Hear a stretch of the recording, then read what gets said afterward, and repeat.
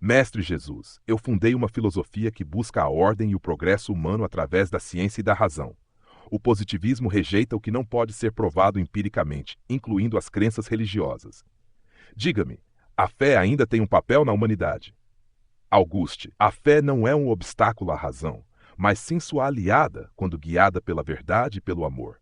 A ciência pode explicar o funcionamento do mundo material, mas o espírito humano anseia por algo além da matéria, algo que a ciência não pode medir: compaixão, sentido e transcendência.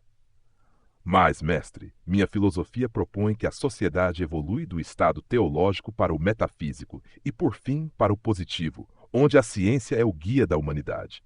O Senhor não vê isso como um progresso inevitável? O conhecimento cresce, assim como a capacidade de entender o universo, mas a busca pelo significado da existência permanece. O progresso técnico e científico são ferramentas, mas sem amor e ética, eles podem se tornar instrumentos de dominação, em vez de libertação. Concordo que a ciência deve servir ao bem comum, tanto que criei a ideia da religião da humanidade, na qual a humanidade deve ser adorada como um coletivo sagrado. O que pensa sobre isso? Jesus. A humanidade é digna de amor e serviço, mas elevá-la à posição de divindade pode ser um fardo insustentável. Os homens são imperfeitos e falíveis. Quando se colocam no lugar do divino, muitas vezes se perdem na soberba e na busca pelo poder, esquecendo a humildade e a compaixão. Mas, mestre, a ideia da religião da humanidade surgiu porque percebi que o ser humano precisa de uma base moral e espiritual. Se rejeitamos o sobrenatural, o que resta senão nós mesmos para definir o que é sagrado? A moralidade humana é essencial, mas ela deve estar enraizada em algo maior do que os próprios homens. Quando os valores são determinados apenas pela conveniência da sociedade, corremos o risco de moldá-los conforme nossos desejos e não conforme a justiça e a verdade. Conte. A ciência nos ensina que devemos basear nossas ações no que é observável e útil. Criar um código moral baseado no amor à humanidade não é suficiente? O amor à humanidade é um princípio nobre, mas apenas quando é genuíno e desinteressado. Se o amor for guiado apenas pela utilidade, ele pode se tornar um meio para fins egoístas. O verdadeiro amor não busca benefícios próprios, mas sim o bem do outro. Então, segundo sua visão, há algo além do que a ciência pode explicar? Algo que o pensamento positivo e a lógica não podem alcançar?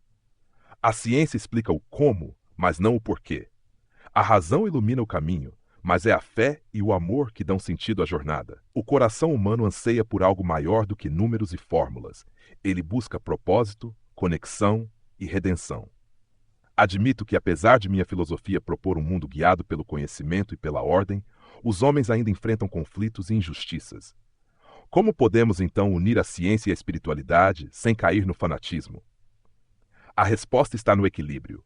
A ciência sem compaixão se torna fria e opressora.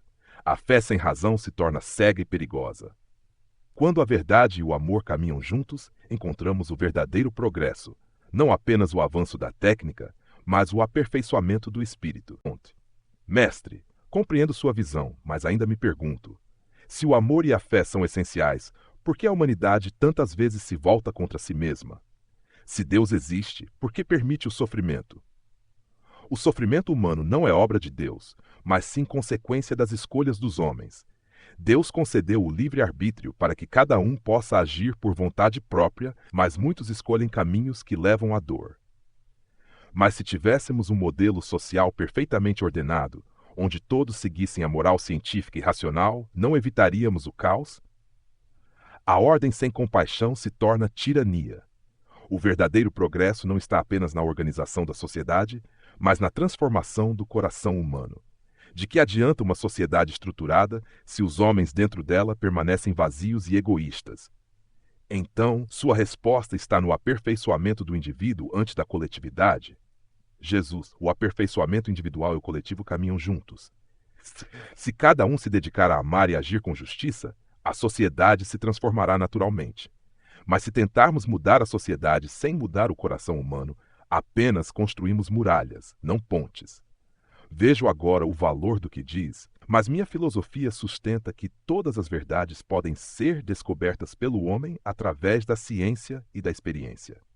Ainda assim, Você fala de uma verdade além do nosso alcance. Como podemos conhecê-la?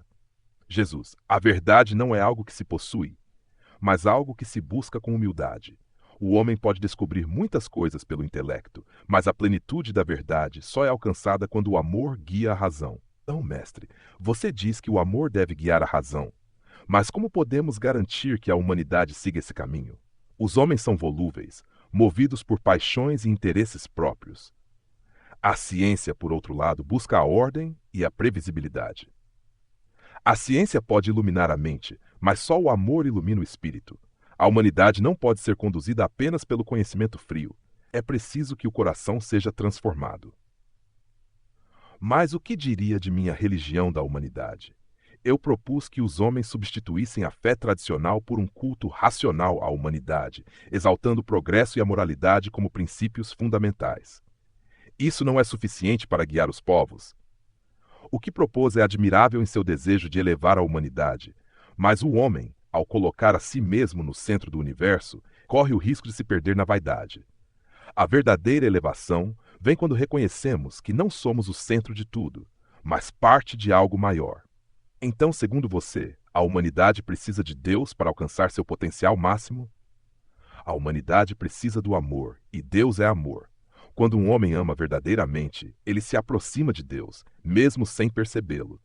Se sua filosofia busca o bem, a justiça e a compaixão, ela já está no caminho da verdade. Mas se for usada para dominar ou excluir, ela se tornará apenas mais um grilhão para a alma. Vejo que sua mensagem transcende sistemas filosóficos e religiosos. Você fala de um princípio universal. Jesus, sim, porque a verdade não pertence a uma única doutrina. Ela se manifesta onde há amor e justiça. E se um dia a humanidade alcançar todo o conhecimento possível sobre o mundo, ainda precisaremos de fé? O conhecimento pode desvendar os mistérios do universo, mas apenas a fé e o amor revelam os mistérios da alma. Mestre, embora ainda tenha muitas perguntas, reconheço que sua sabedoria toca um ponto que a ciência, por si só, não pode alcançar. Talvez a maior lição aqui seja que a razão e a fé não precisam ser inimigas. Exatamente. Quando caminham juntas, razão e fé se tornam duas asas que elevam o espírito humano. Conte faz uma pausa, refletindo profundamente. Jesus o observa com serenidade, sabendo que a busca pela verdade nunca termina, mas é sempre enriquecida pelo amor e pela humildade.